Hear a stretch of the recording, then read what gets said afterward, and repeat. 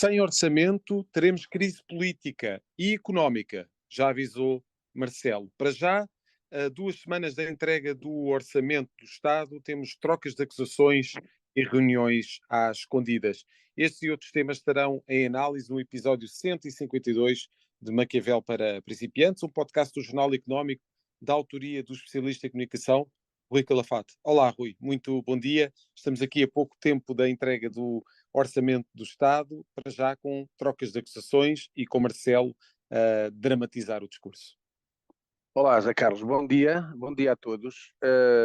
Primeiro dar-vos uma palavra, porque eu tinha dito e tive muita gente, e portanto agradeço mesmo a todas as pessoas que me enviaram mensagens e telefonemas, até WhatsApps, por causa do programa não se ter iniciado logo em setembro, como eu tinha prometido. Sim. Foram várias questões, foi falta de tempo, falta de agenda, também problemas técnicos meus e também uma coisa que também eu acho que é essencial, que houve uma mudança na direção do Jornal Económico e, portanto, na primeira semana, que foi quando foi anunciado, logicamente eu acho que primeiro tinha que haver uma certeza de que haveria interesse da parte do novo diretor em que eu continuasse, e portanto não ia estar aqui a impor a minha presença sem que o novo diretor, que é o André Macedo, quem sou amigo, e portanto que volta agora ao jornalismo, portanto aliás ele ainda não assumiu já, está a tratar de toda a legalização da sua profissão, que é a questão da comissão de carteira, porque tem que ter carteira de jornalista agora para voltar, porque ele estava era meu colega, estava a trabalhar em comunicação, tinha a sua empresa,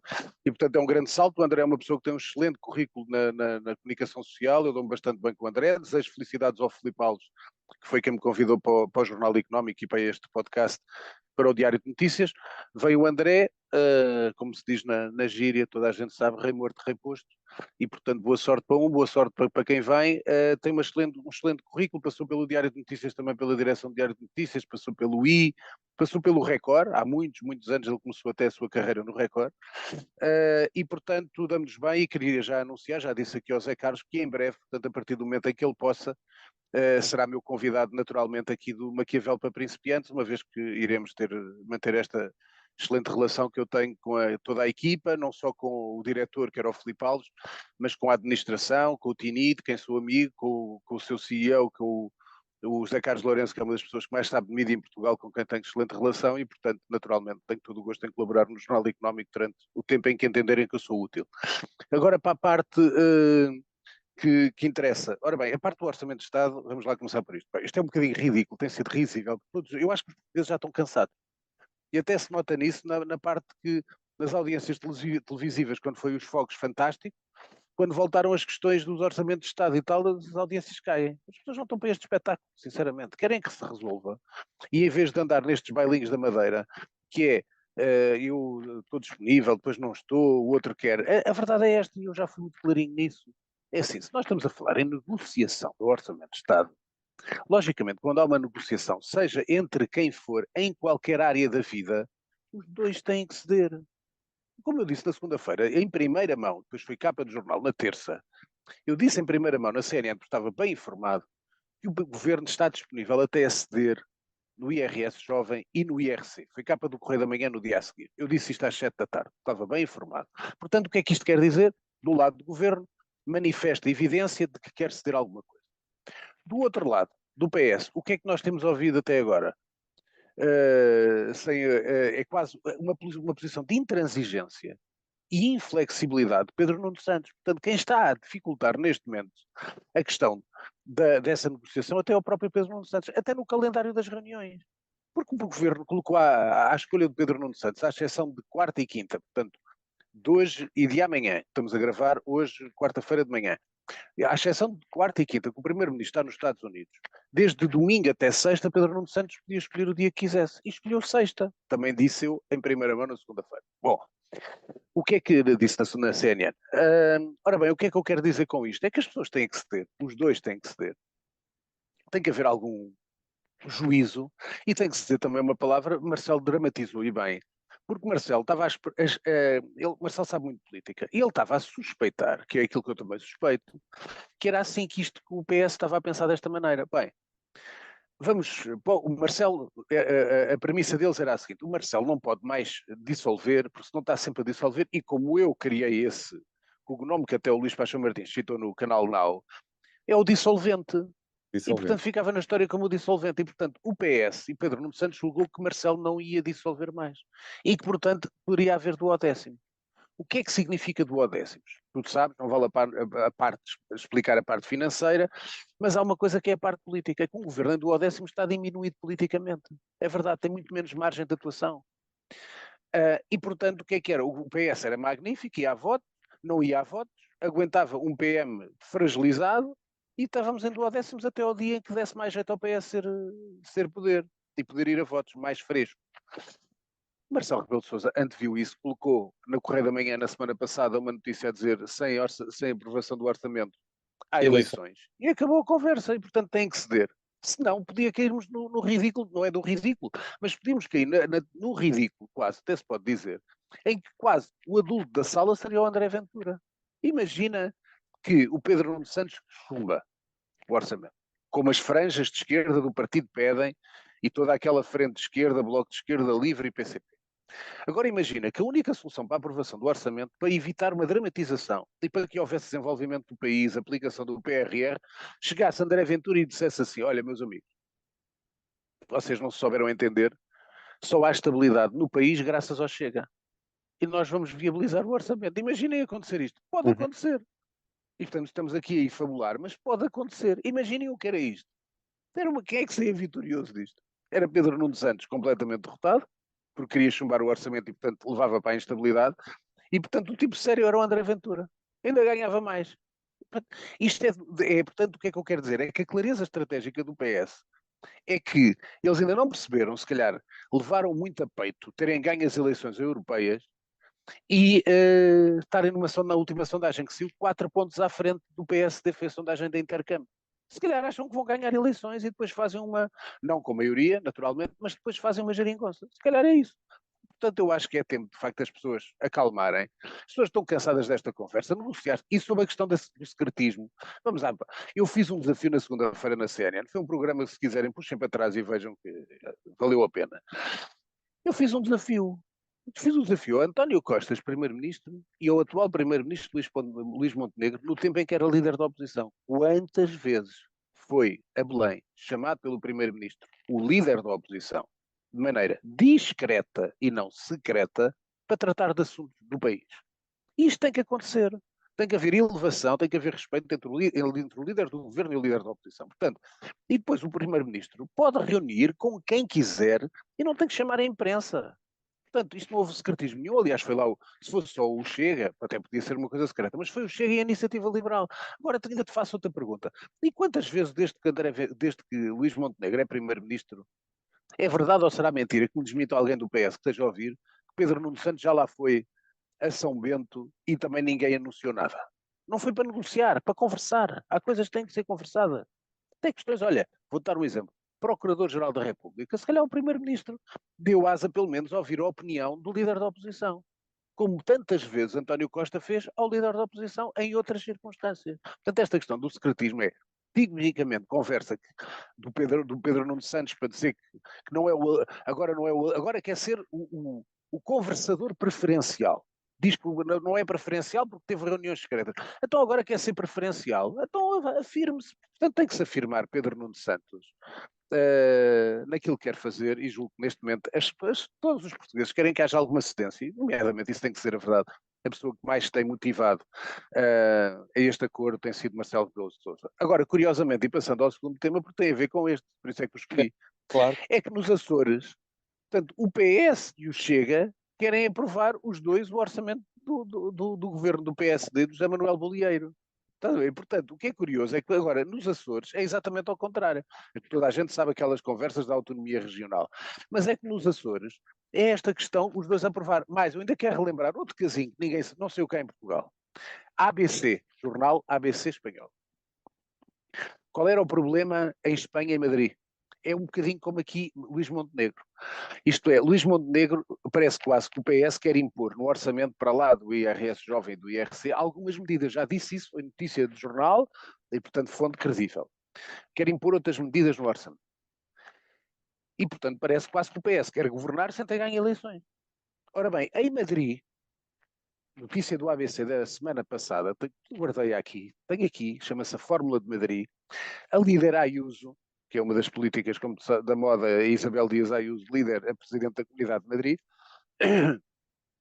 diz que no Orçamento de Madrid, diz que vai falar com todos, mas que não quer que o governo, não quer que as suas políticas sejam marcadas pelo PSOE e pelo governo estatal, portanto, pelo Estado espanhol, pela presidência do governo do PSOE. E, portanto, também é a mesma coisa. Portanto, aqui tem que haver alguma presciência de que as pessoas, até porque houve da parte de Pedro Duarte, houve mesmo aquela entrevista onde disse que o governo estava apostado no encontro a meio caminho com o PS, o BRC e a RS jovem. Portanto, há essa manifestação de vontade do governo. Porque eu acho que quem sai a perder, se houver eleições, eu acho que o PSD tem a ganhar.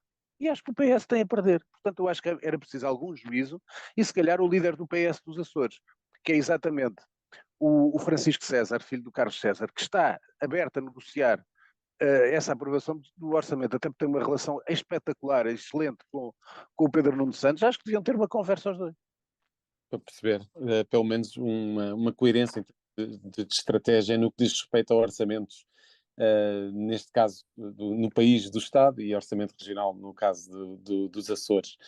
Ainda no caso das gêmeas, Rui, ainda há aqui alguns ecos relativamente a Sim, este sim. caso, apesar de ter saído um pouco daquilo que é a atualidade. A verdade é que temos a contabilização das cunhas por parte Sim, de Marcelo Rebelo. é verdade. 14 cunhas foi metidas pelo Dr. Nuno Rebelo de Sousa. 14 cunhas. E depois a Presidência da República fez uma coisa que eu acho correta, que é para não haver qualquer dúvida, disse, como é óbvio, que disponibilizou, deu um toque de transparência e pôs todas as cunhas pedidas pelo filho, o que eram algumas, como é visível, eram coisas que tinham a ver até com interesse não pessoal, presumo eu, que eram mesmo da questão de empresários brasileiros, até tem a ver com o Web Summit e etc.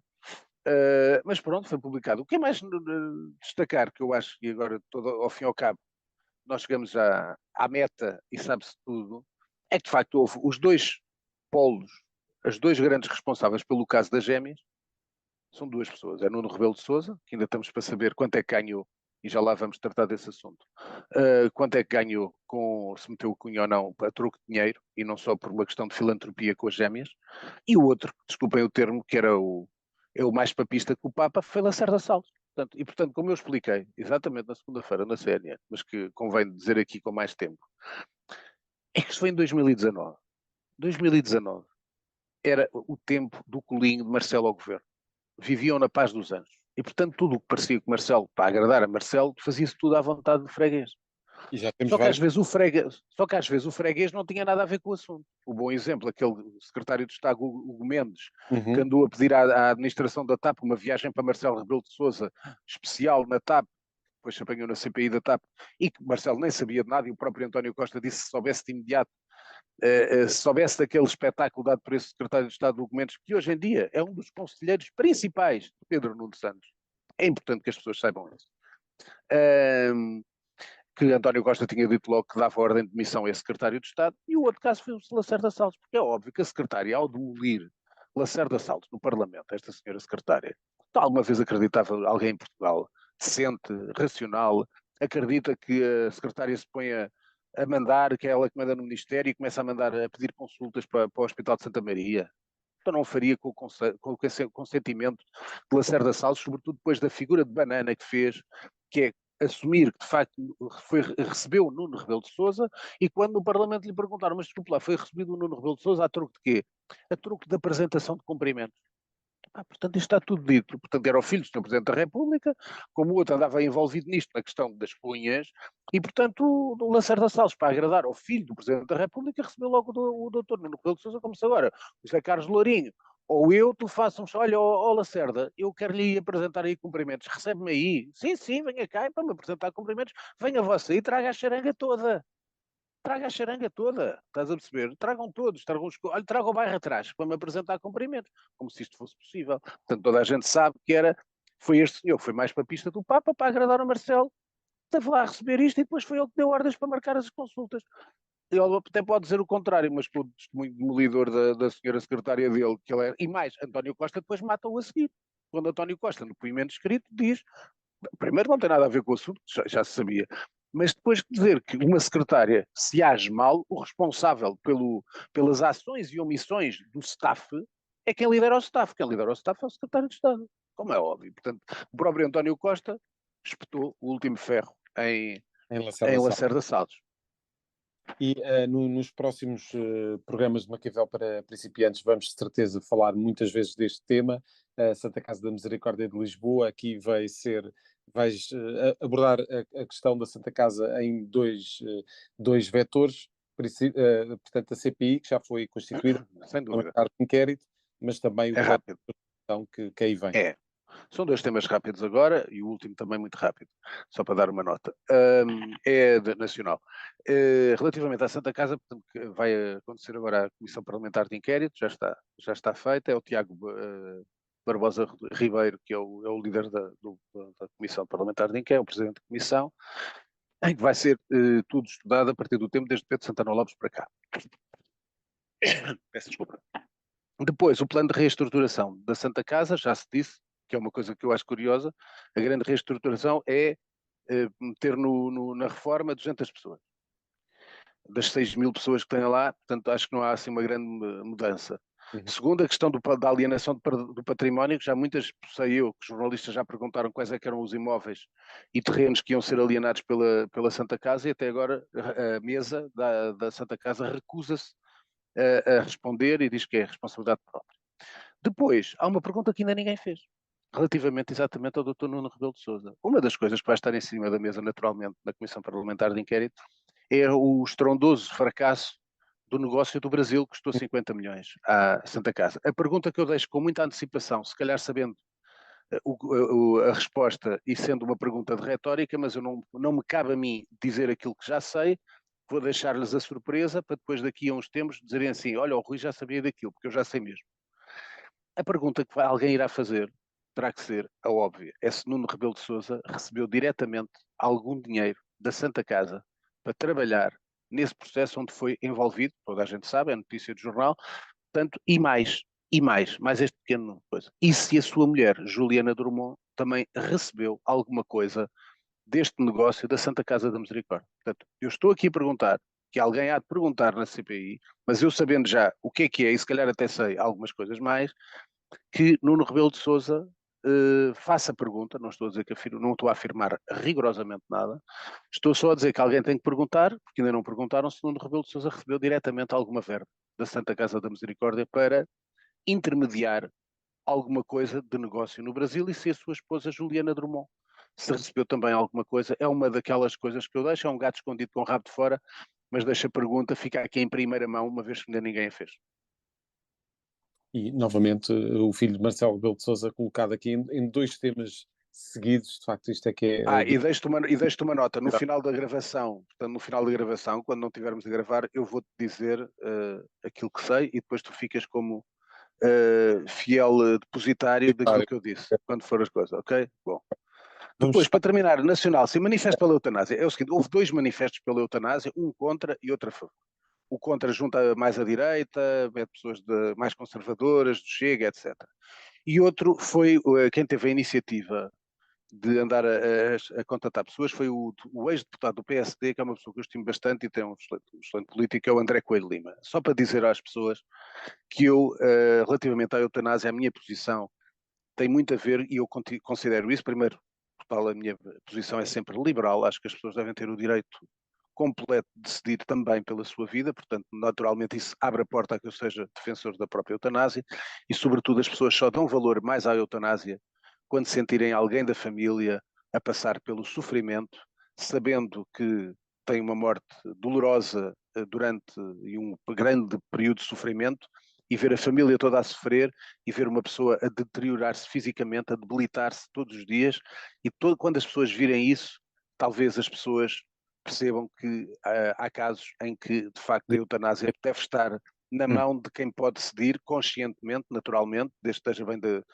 da sua capacidade cognitiva, não uma pessoa que não esteja entubada, isso não, mas que esteja decidido sim, e portanto dizer-vos que eu fui convidado pelo André Coelho Lima para assinar, eu disse, a minha posição é esta, aquilo que eu vos estou a dizer a vocês com toda a transparência, portanto eu senti na pele e os meus primos o que se passou com o meu tio, portanto, irmão do meu pai, mas tive o cuidado de perguntar ao André Coelho Lima quem eram os consignatários dessa carta.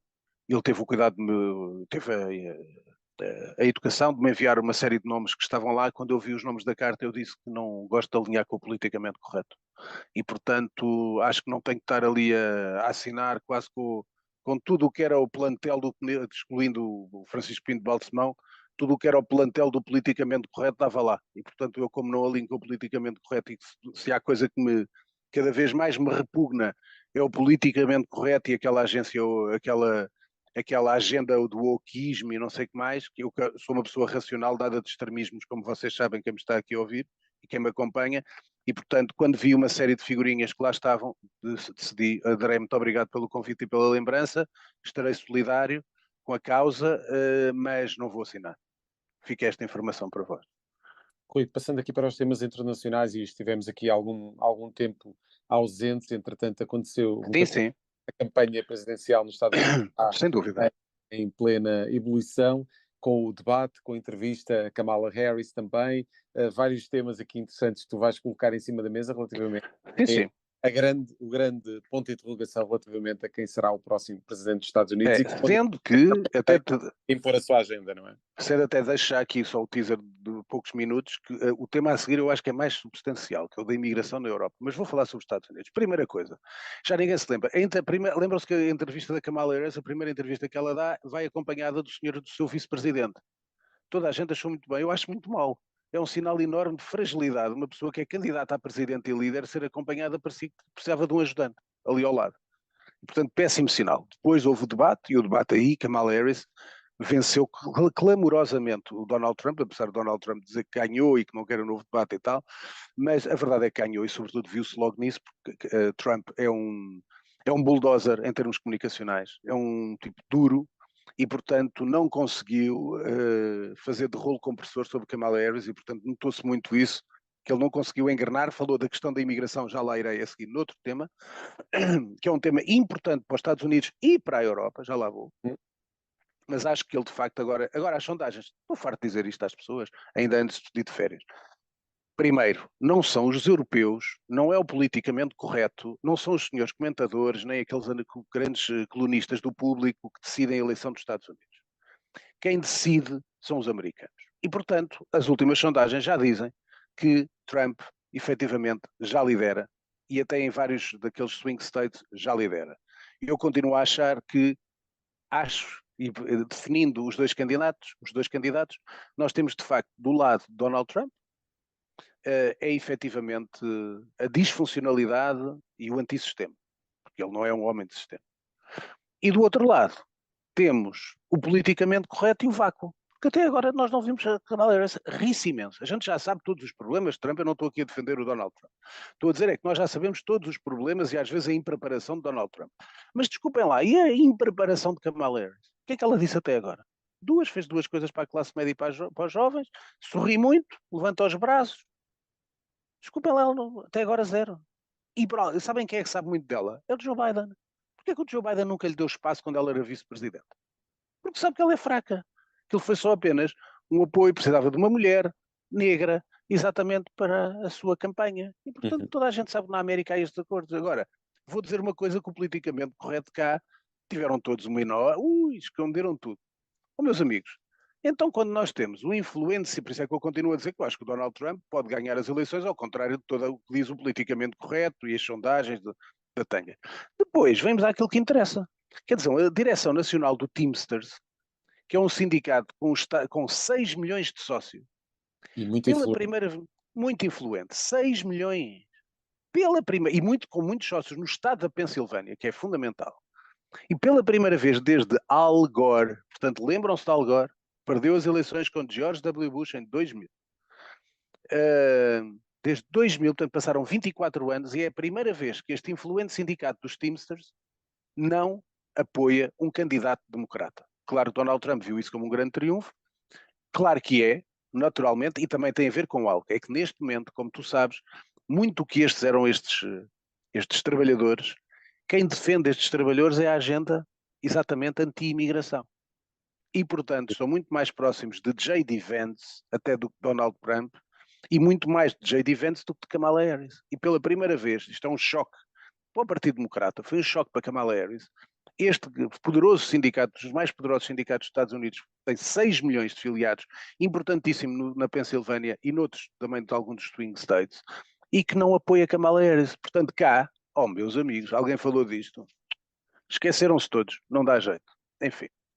É a tal coisa que eu critico o politicamente correto, não é pelo bom nem pelo mau. Eu acho que se deve dizer o bom de Kamala, como eu agora fiz. Disse que Kamala Harris ganhou o debate, correu-lhe mal aquela primeira entrevista, exercer as coisas com moderação, com equilíbrio, falar verdade às pessoas.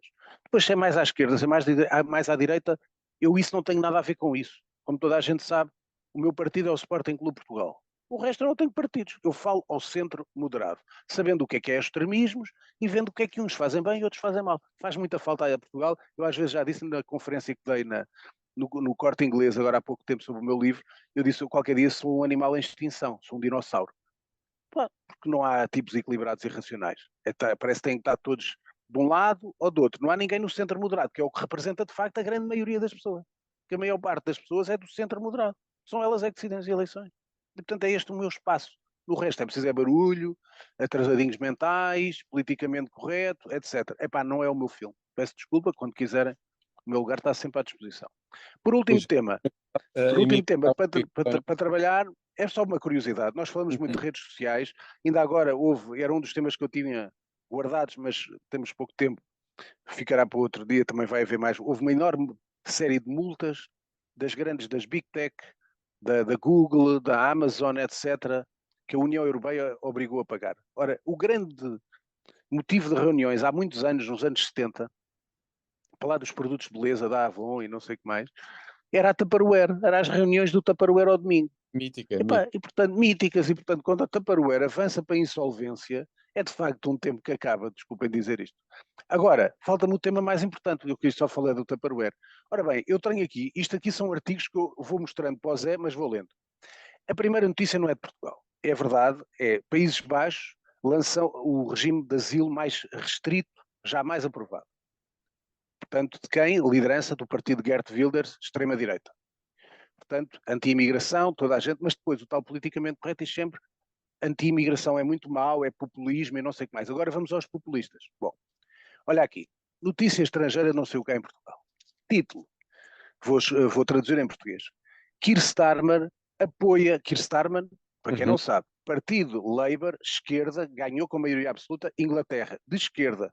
Keir Starmer apoia Meloni na luta contra a imigração ilegal. Na reunião, porque o Keir Starmer fez uma visita à Itália, portanto, então é assim, então é só os radicais, o Vítor Orban, que estão contra os imigrantes? Não, já vão ver então. Keir Starmer apoia Meloni.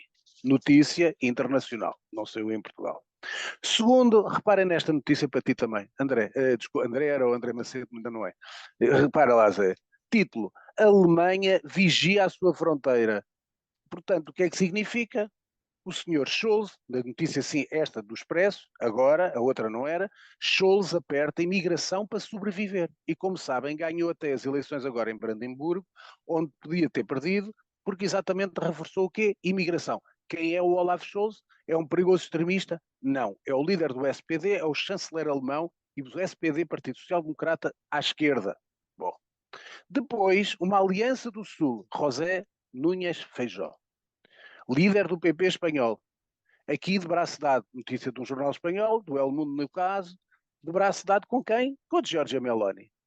E dizendo o seguinte, que Feijó apoia os dados de Meloni na imigração e, portanto, foi lá dar uma aliança do Sul para lá das ideologias em que apoio a questão da imigração. Portanto, falei-vos de Feijó, líder do PP espanhol, partido de centro-direita moderado, não é o Vox. Falei-vos do Keir Starmer, líder do Labour, primeiro-ministro inglês, e falei-vos do Olaf Scholz, chanceler alemão. Todos em comum com o quê? A anti-imigração. Portanto, não venham com a conversa da treta, que são os partidos de extrema-direita que estão preocupados com a questão da imigração. Todos estão preocupados com a imigração. Portanto, Agora passamos às sugestões e, portanto, como vê, a imigração foi um bom Não, tema. Eu vou voltar à questão da imigração. pois. Ora bem, sugestões. Olha, vou começar aqui. Epá, tenho aqui, desculpa lá, desculpem que isto está aqui à minha frente. Eu estava aqui não de lado, mas à minha frente. Ora bem, duas revistinhas. Uma, La Septième Obsession, que já citei várias vezes, é uma revista francesa. E isto é só todos os filmes, todas as obras, toda a teoria sobre o Francis Ford Coppola. Portanto, recomendo, está à venda em todas as livrarias, em todas as papelarias, perdão. Depois, houve duas grandes figuras que morreram, de atores, a Gina Rowlands, portanto convido a ver todos os filmes de John Cassavetes, e o grande Alain Delon, e portanto tenho aqui uma coisa, uma edição da France Dimanche, fora de série, feita agora depois da morte, o último dos gigantes, Alain Delon. Ainda está em algumas papelarias, mas eu por acaso comprei em Sesimbra. E, portanto, epá, tem toda a história dele, dos filmes, tem as capas dos filmes todos, papéis marcantes. Para quem gosta, recomendo Alain Delon, France Dimanche, fora de série. Ora, depois, vamos a isto, séries. Par Perfeito da Netflix, um perfeito ridículo, aquela série. Eu já, à primeira adivinhei que era a grávida coisa, já estraguei o caldo, portanto não vale a pena vocês verem a série. Segunda série que eu acho fabulosa, e sim, terceira temporada, já tinha visto as duas, o Industry, que é da Max, é uma série absolutamente fabulosa. Depois, abertura muito importante do Centro de Arte Moderna da Gulbenkian, e deixo a notícia para quem não sabe, que é grátis até ao dia 7 de outubro, portanto espero vê-los lá um dia destes, porque eu irei lá agora em breve, na próxima semana, nesta está a chover. Depois de séries, epá, o primeiro episódio do Pinguim com o Colin Farrell na Max é uma obra de arte, é Sopranos. Aquilo é uma. Tem nada a ver com o Batman. Aquilo é máfia. O primeiro episódio é absolutamente genial, recomendo-vos vivamente. Depois, livros. Quero-vos deixar aqui este que já pus ontem nas redes sociais, A Forasteira, da Olga Merino, é um dos melhores livros de 2024. Outro, eu li muitos livros policiais e tal, estou agora a falar dos últimos, portanto posso dizer depois no futuro. Isto é a história do Irão, de edições 70, a história do Irão, portanto, Ali M. Ansari, eu recomendo, é um livro sobre o Irão, portanto, quem quiser ver é a história do Irão, da Constituição até chegar agora a esta República Islâmica. Este livro é fabuloso, é o primeiro norueguês que foi candidato ao Man Booker Prize, em 2017, Os Invisíveis, de Roy Jacobsen, é da Relógio d'Água, é um livro fabuloso. E depois o livro que me deu mais prazer, confesso-vos, comprei em Sesimbra, de segunda mão, eu é raro comprar livros em segunda mão, não tinha lido este livro, nunca, eu adoro o Javier Cercas, que é um grande escritor espanhol, mas este livro é absolutamente, estou-te a mostrar, chama-se A Anatomia de um Instante. É sobre quando o exército espanhol entrou pelo Congresso dos Deputados em 1981, em que o primeiro-ministro era o Adolfo Suárez e que a única pessoa que não cai e não se esconde logo com medo dos militares é o Adolfo Suárez, que ficou sentado. Só que ele é uma pessoa de esquerda, o Javier Cercas, e traça um panorama um bocado quase horrível sobre Adolfo Suárez. O Adolfo Suárez é muito melhor do que vem aqui descrito no livro, mas é bom ver as coisas e ver a relação de Adolfo Suárez com o Santiago Carrilho, com o rei de Espanha, etc. Este livro é fabuloso, é antigo, como vê, deve ter sido dos primeiros livros editados, é da Dom Quixote. Anatomia do Instante é um grande livro sobre política em Espanha. Para terminar, quero só, desculpem, quero dar-vos só a última série, que estava aqui esquecida, era por baixo. Há uma série na plataforma Filmin, alemã, que é absolutamente espetacular, chama-se As Sementes do Mal. Portanto, recomendo, quem tem a plataforma Filmin, faça o favor de ver. Por último, para terminar, aqui um cavalheiro, que eu fui dos primeiros em Portugal, quem me acompanha nas redes sociais há algum tempo, eu, quando ele era poderoso, é que eu gosto de dizer mal quando as pessoas têm poder. Quando estão cá de rastros, não vale a pena. E, portanto, até fui prejudicado, eu próprio até fui prejudicado, digo-vos, fica depois para as minhas memórias, por causa deste senhor, por causa disso. António Mexia. António Mexia nunca mais sabe o que é que se passa. Sabemos que vive na Comporta, com a sua namorada, vive bem, tem muito dinheiro, mas agora acumulou 6 milhões de dólares em empresa offshore. Durante exatamente o que se suspeita de um suborno da Odebrecht por causa de uma barragem no norte do país, no norte de Portugal. E, portanto, não deu qualquer esclarecimento sobre o assunto. E, portanto, a nota é esta: em 2019 Mexia tinha 8 milhões de dólares em ativos financeiros onshore e de 6 milhões offshore. Com certeza que ele já ganhou muito dinheiro na vida, naturalmente muito dinheiro advém do seu trabalho, e eu isso não tiro o valor do trabalho e do conhecimento de António Mexia. Digo só que António Mexia nunca foi aquilo que vendeu, era um magnífico, provavelmente um dos maiores especialistas em marketing pessoal do país. Conheci António Mexia pessoalmente e, portanto, sei muito bem o que é que estou a dizer e, sobretudo, portanto, tinha muitos rabos de palha, tem muitos rabos de palha e continuará a ter muitos rabos de palha, só que, como é evidente, continua a andar por aí. Muito bem. Não estarão certamente em offshores, mas há muitos milhões de razões para voltar para a semana e ouvir o Maquiavel para principiantes. Obrigado, Rui. Até para a Obrigado, próxima. Eusé. Fechamos assim o Maquiavel para principiantes. Ouça e acompanhe este podcast no Spotify, Google Podcasts e Apple Podcasts. Este é um programa de autoria de Rui Calafate, conta com a condução de José Carlos Lourinho e o cuidado técnico é de Nuno Braga. A música está a cargo de Casper. Está fechado o manual desta semana.